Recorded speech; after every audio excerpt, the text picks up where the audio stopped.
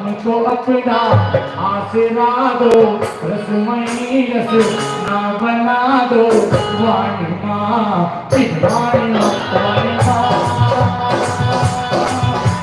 वाणी माँ वाणी माँ वाणी माँ वाणी माँ।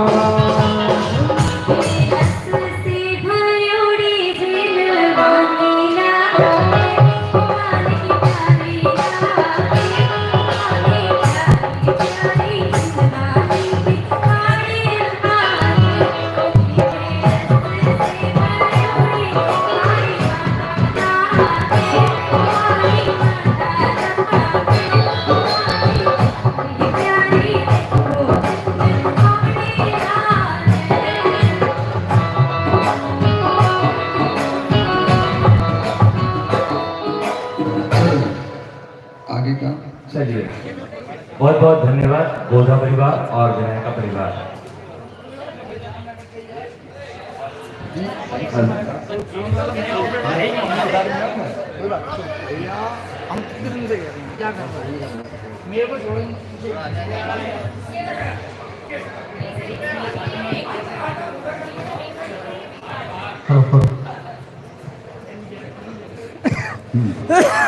चलेंगे घोषणा जो करनी है। आज उत्तम त्याग का दिन और समाज के द्वारा एक बहुत ही महत्वपूर्ण प्रकल्प स्वर्णदान योजना का यहाँ प्रारंभ हुआ है। मंदिर जी के शिखर के कलश को स्वर्ण में उत्तम सनातन धर्म की परम पूज्य आचार्य प्रवर जी प्रधान सागर जी महाराज की, परम पूज्य गुरुवर्य जी श्री विद्यासागर जी महाराज की, परम पूज्य श्री वैराग्य सागर जी महाराज की, जैन धर्म की।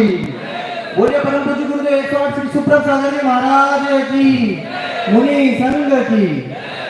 भगत त्याग का संस्कार हमें प्रकृति स्वयं सिखाती है। बिना त्याग किए हमें कुछ भी प्राप्त नहीं हो सकता। आप देखें वृक्ष पर नया पत्ता आता है तो पुराना पत्ते पे वो त्याग करता है तब उसमें नया पत्ता लगता है। आप देखें वृक्ष जो है फल गिराएगा तभी नया फल उसमें लगेगा, उस फल का त्याग के बिना नया फल प्राप्त नहीं होगा। गाय दूध अगर न त्याग करे तो वो बीमार स्वयं पड़ेगी और दूसरों को भी लाभ नहीं मिलेगा। हम अगर श्वास लेते हैं तो हमें श्वास छोड़ना भी जरूर है, जरूरी है। बिना श्वास छोड़े हम नई श्वास नहीं ले सकते। इसलिए प्रकृति हमें सिखा रही है त्याग। और हम पहले भी एक बार कह चुके हैं कि बिना त्याग किए व्यक्ति को शांति की प्राप्ति नहीं होती, सुख की प्राप्ति नहीं होती। आपने भोजन किया है, आज भोजन कर लिया, अब अगले दिन जब आप मल का विसर्जन त्याग नहीं करोगे तब तक आपको सुख की प्राप्ति और पुनः नया भोजन नहीं मिल सकता। इसलिए प्रकृति हमें अपने आप सिखा रही है त्याग करना।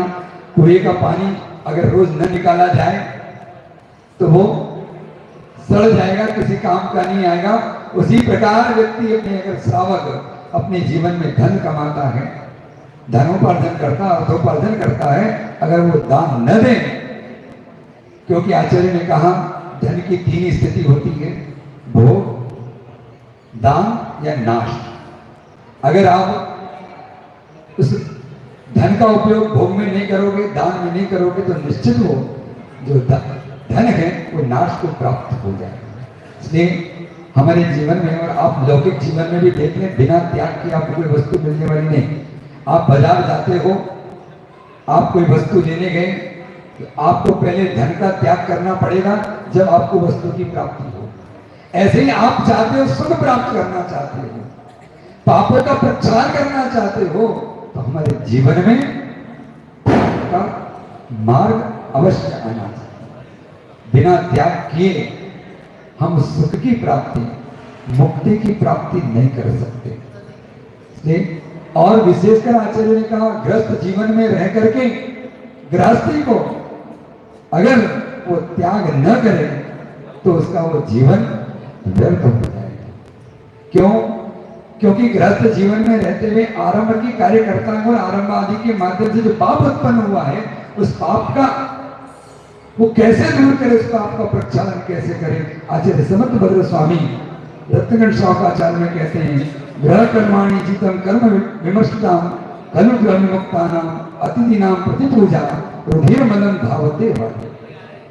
जो रक्त से युक्त वस्त्र को जिस प्रकार जल से धोकर के शुद्ध किया जाता है, उसी प्रकार पाप से मलिन ग्रस्त का जीवन है, वो ग्रह त्यागियों को आहार दान आदि त्याग आदि के माध्यम से उस पाप के लिए धोया जाता है।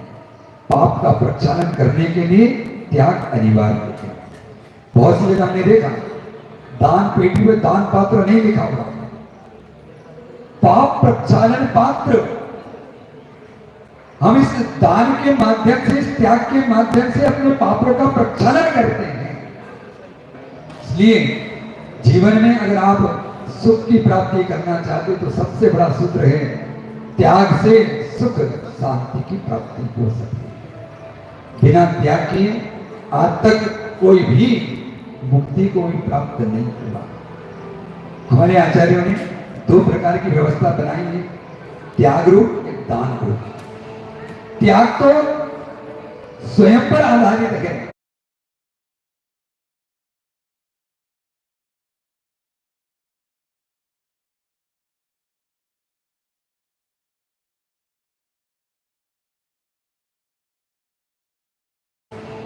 त्याग तो स्वयं पर आधारित है, दान पर सापेक्ष है। त्याग हम जो अपने अपने करता चला जाएगा व्यक्ति, वो त्याग उसके जीवन में निरंतर पुण्य का अर्जन करा करके और कर्मों के निर्णय का कारण भी बनता है। हम जब अभी त्याग धर्म की पूजन पढ़ रहे थे, उसमें बहुत अच्छी बात कही, ममत्व का त्याग। व्यक्ति धन का त्याग तो कर लेता है, कभी कभी जबरदस्ती भी त्याग करा लेते हैं। कोई त्यागी व्यक्ति, कोई महाराज जी इशारा कर रहे हैं तो करना ही है, तो त्याग जबरदस्ती कर भी लेते हैं। पर त्याग का विषय जो है, ममत्व त्याग अंदर से होने वाला, इसलिए अंतरंग का त्याग भी उस ममत्व के त्याग के बिना बाह्य त्याग संभव नहीं है। इसलिए वहां बार बार कहा, क्या माता पिता के प्रति जो ममत्व है उसका त्याग करो, उसके अलावा राग द्वेष का त्याग करो, धन आदि संपदा के प्रति जो राग द्वेष आदि हैं उनका त्याग करो। ये त्याग ही हमारे लिए महत्वपूर्ण त्याग है। इसलिए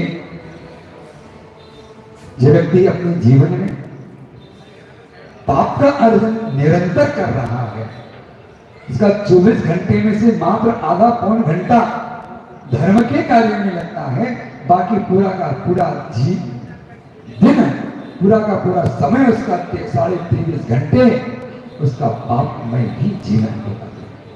उस पापमय जीवन को अगर सुधारना चाहते हो तो हमें अपने जीवन में त्याग को अपनाना पड़ेगा। जो लोग त्याग से घबराते हैं, क्योंकि चौके में से होता है, त्याग के नाम से घबराते हैं, पर आचार्य कहते हैं बिना त्याग किए आपको कुछ भी प्राप्त होने वाला नहीं। जब आप लौकिक जीवन में बाहर खाने भी जाते हो तो आप धन का त्याग करोगे, छोड़ोगे, तभी आपको दुकानदार खाने को देगा। अब आप मुनिराज के लिए आहार लेना चाहते हो, महाराज हम तो त्याग नहीं कर सकते, तो हम उनसे कह देते भैया तुम त्याग नहीं कर सकते, हम आहार नहीं ले सकते। आपको अपने जीवन का उत्थान करने की, अच्छे जीवन में कोई अच्छी वस्तु प्राप्त करने की इच्छा है तो जीवन में त्याग करना प्रारंभ कर दो, क्योंकि हमारा जीवन निरंतर वस्तुओं के संग्रह में निरंतर लगा हुआ है। और आचार्य कहते हैं जो संग्रह करता है उसका जीवन पापमय हो जाता है, उसका जीवन पाप से काला हो जाता है। आप देखें बादल अगर अपने अंदर पानी भर करके रखता है तो वो काला रहता है, और पानी का त्याग कर देता है तो बादल सफेद हो जाता है। वो समुद्र अपने अंदर पानी का संग्रह करके रखता है तो खारा हो जाता है, और वही पानी वाष्पित होकर के बादल बन जाता है, तो वही पानी मीठा पानी बन करके बरसता है।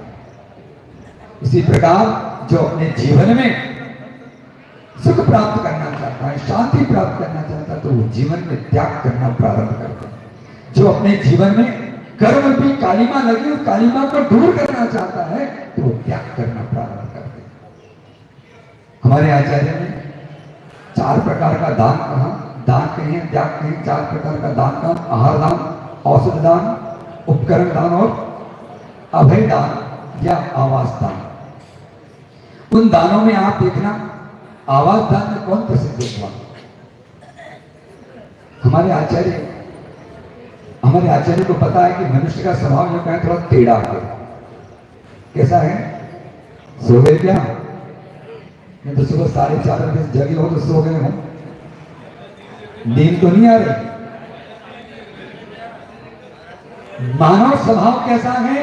टेढ़ा है, और वो बहुत जल्दी समझ नहीं पाता। समझ भी रहा हो तो समझना नहीं चाहता।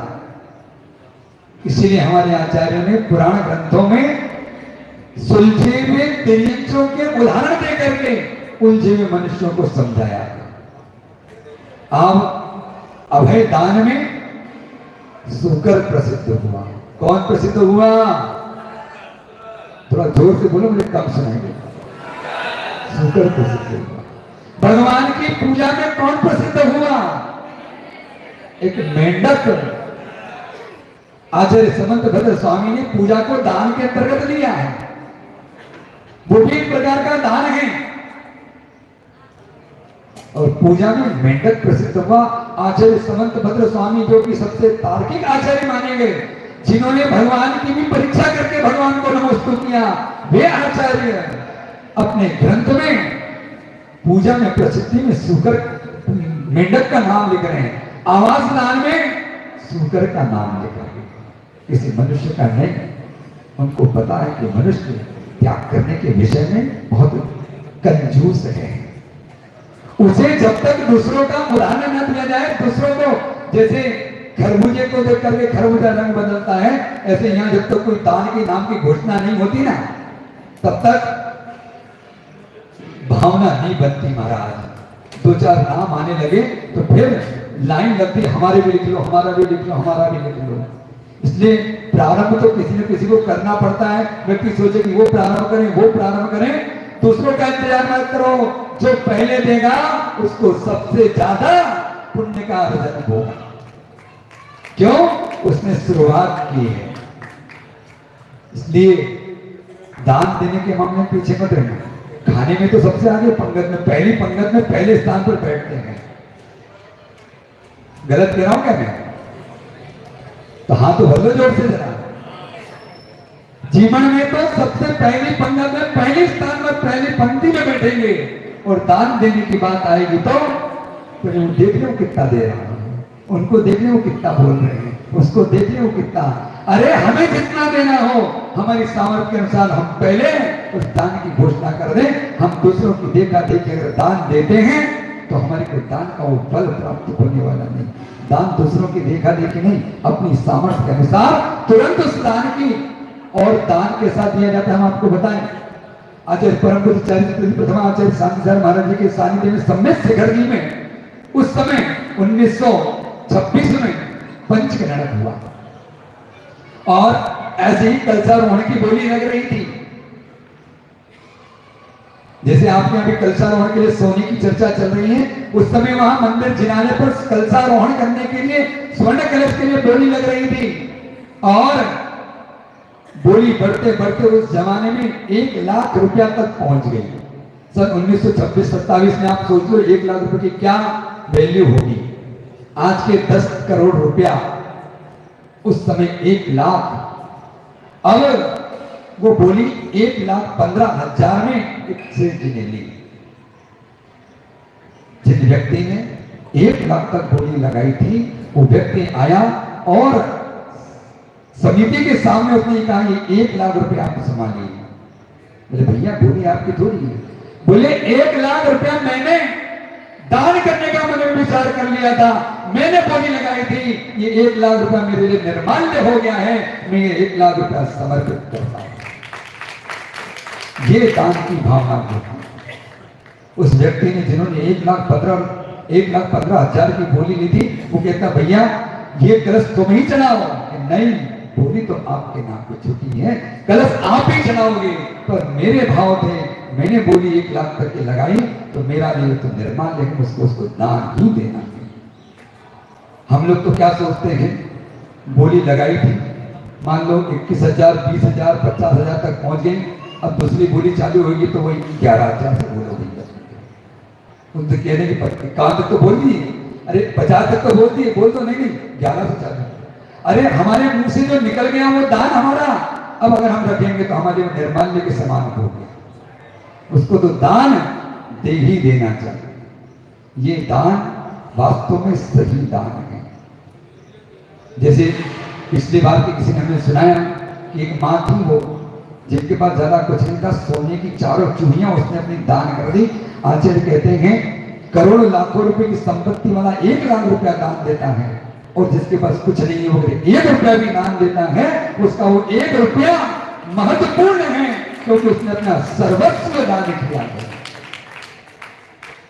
इसलिए उसका बहुमान, उसका सम्मान अधिक है, जिसने अपना सर्वस्व दे दिया है।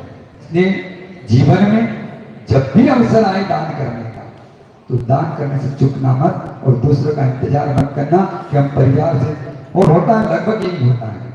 आप देख लें, व्यक्ति धर्म के मामले में तो 10 बार पूछता है।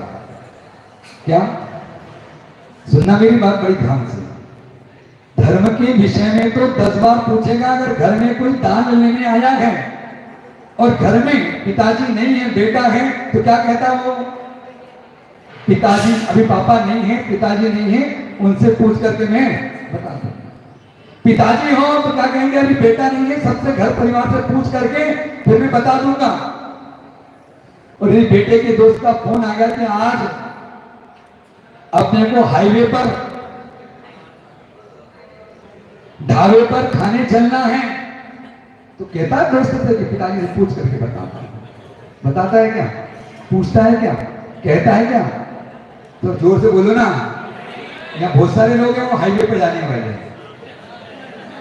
हाँ, पार्टियां बहुत होती रहती हैं, यहाँ की पीटी पार्टियां बहुत होती रहती हैं। वो वाटर पार्क है ना इधर, वहां बहुत होती वाटर पार्क में। हाँ, अब वहां जाने के लिए तो अपने माता पिता से पूछते हो क्या? अगर आपको कहीं बाहर घूमने जाना हो तो कहीं पूछते हो क्या? नहीं। अधर्म के विषय में, पाप के विषय में कोई पूछता नहीं है, पर धर्म के विषय में पूछेंगे, बताएंगे, फिर बता देंगे, फिर दे देंगे। पर ध्यान रखना, धर्म के विषय में तो, अधर्म के विषय में, पाप के विषय में 100 बार सोचना, और धर्म के विषय में 1 बार विषय में सोचना नहीं, तत्काल उसको दान करना चाहिए। इसलिए जो माता बहनें सोच रही हो कि हम उनसे पूछ करके दे देंगे, तो आप अपने पियर से भी तो थोड़ा बहुत लाई होंगी। वो आपको पूछ करके देने की आवश्यकता नहीं है, आप तो वो दे ही सकती हो कि हमारा पियर का है, हमारा हिस्से का है, हमारे हिस्से का तो हम बिना पूछे दे सकते। और पुरुष वर्ग भी ये इंतजार मत करना कि मैं अंगूठी कैसे निकाल के दूं, ससुराल से आई है, घबराना मत, दे देना, वो अब आपकी हो गई है, ससुराल वालों की नहीं रही। इसलिए दान के विषय में सोच विचार नहीं, मन में आया है कि मुझे दान देना है और अभी अवसर है, दान दे दोगे, अभी जो दे दिया सो आपके लिए मिल जाएगा, बात का कोई भरोसा नहीं। अभी यहाँ से उठ करके कोई बाहर जाए और पता पड़ा उसको रास्ते में चक्कर अटैक आ जाए और चला जाए, दान देने के विषय में सोचता ही रह जाए। इसलिए दान देने की मन में आई है, तत्काल दान दे देना, क्योंकि त्याग जैसा आप जैसे जैसे त्याग करोगे वैसे वैसे हल्के होते चले जाओगे। हल्का होना चाहते हो, और ध्यान रखना, ऊपर उठने के लिए हल्का होना अनिवार्य है। क्या कहा मैंने, क्या कहा? ऊपर उठना चाहते हो तो त्याग करना अनिवार्य है। जो जितना जितना त्याग करता चला जाएगा वो ऊपर की ओर उठता चला जाएगा। परिग्रह जितना कम होगा उतना ही आपके लिए शांति की प्राप्ति होगी। क्यों? आज अभी कल आने वाला आपके चंद्रम, उसमें कहा जितना परिग्रह बढ़ता है उतना दुख चिंता बढ़ती है। उसको संरक्षण करने की उसको कोई चोरी करने ले जाए, उसको कोई उठाने ले जाए, कोई इधर उधर न कर दे, वो खराब न हो जाए, ये निरंतर उसकी चिंता लगी रहती है। कल परिग्रह पूरा छुड़ाए उसके पहले ध्यान रखना, आप नहीं त्याग करोगे ना तो लोग आपको जबरदस्ती त्याग करा देंगे। मरोगे, मरते समय अंगूठी पहने हो, चैन पहने हो, हार पहने हो, कुछ भी पहने हो, महिलाएं चूड़ी पहनी हो सोने की, मरने के बाद वो उतार करके चुपचाप रख लेंगे और स्मशान घाट में आपके हाथ में कुछ भी नहीं होगा, सब यही उतार लेंगे। और आप सोचोगे क्या देना है, मैं दान दे दूंगी, मैं दान दे दूंगा। अगर सोचते सोचते मरण हो गया तो वो सब अपने अपना हिस्सा बंटवारा कर लेंगे और दान नहीं दे पाओगे। इसलिए आज का अवसर है, 4 प्रकार के हमारे यहाँ दान कहें, चारों प्रकार के दानों में वैसे भी आचार्य ने कहा जो व्यक्ति अपने गृहस्थ अपने जीवन में जो कमाता है उसमें से कम 4/4 भाग उसको दान में निकालना चाहिए। जो कमाया उसका 1/4 भाग दान में निकालना चाहिए। अगर दान में 1/4 भाग नहीं निकाल पाए तो कम से कम 1/6 हिस्सा तो दान के लिए अवश्य निकालना चाहिए। दान के बिना कभी किसी का विस्तार संसार से होने वाला नहीं। इसलिए आज अवसर है और बहुत सारे प्रकल्प, यहाँ स्वर्ण दान की बात भी है, इसके अलावा भी कई ऐसे स्थान हैं जहां पर आज वर्तमान में जिनवाणियों के संरक्षण की बहुत आवश्यकता है। उपकरण दान के रूप में भी हम शास्त्र दान के रूप, शास्त्र के लिए दान आदि निकाल सकते हैं। आहार दान के लिए, औषधि दान के लिए, त्यागी व्रतियों की औषधि आदि के लिए दान के लिए हम दान निकाल सकते हैं। जिनको जिस उसमें प्रकल्प में या सोने तो अभी चलेगा लगेगा, इसके अलावा भी जिसे औषधि दान आदि में, आहार दान आदि में, उपकरण दान में, अभय दान में जिसको अपना दान निकालना, सब आज निकाल लेना, लिख लेना, एक लिस्ट बना लेना। जैसे होता ना 13 होने के पहले कोई मरण होता ना तो टीए में एक लिस्ट निकालते हैं लोग और घोषणा करते हैं ये हमारे वो चले गए, उनकी स्मृति में इतना इतना, वो आपकी स्मृति में बाद में देंगे नहीं देंगे, आप तो पहले अपनी स्मृति में, स्मृति अमर करने के लिए आप पहले अपना दान निकालते हैं। अपने हाथों से दान जो चला जाएगा दे दोगे, वो आपके हिस्से में आएगा, दूसरे का दिया दूसरा ले जाएगा, आपको हाथ में कुछ आने वाला नहीं। इसलिए आज त्याग धर्म का दिन है और त्याग धर्म में हम अपने जीवन में, गृहस्थ जीवन में कमाए हुए पापों को अगर धोना चाहते हैं तो इस त्याग के माध्यम से अपने जीवन में उस पाप को धो करके और अपने जीवन को शांतिमय और सुखमय बना सकते हैं। क्योंकि त्याग जितना करते चले जाएंगे उतना जीवन सुखमय शांतिमय होगा। त्याग से ही सुख शांति की प्राप्ति होने वाली है। आप सबके जीवन में सुख शांति की प्राप्ति हो, इसी मंगल भावना के साथ मुझे उत्तम त्याग धर्म की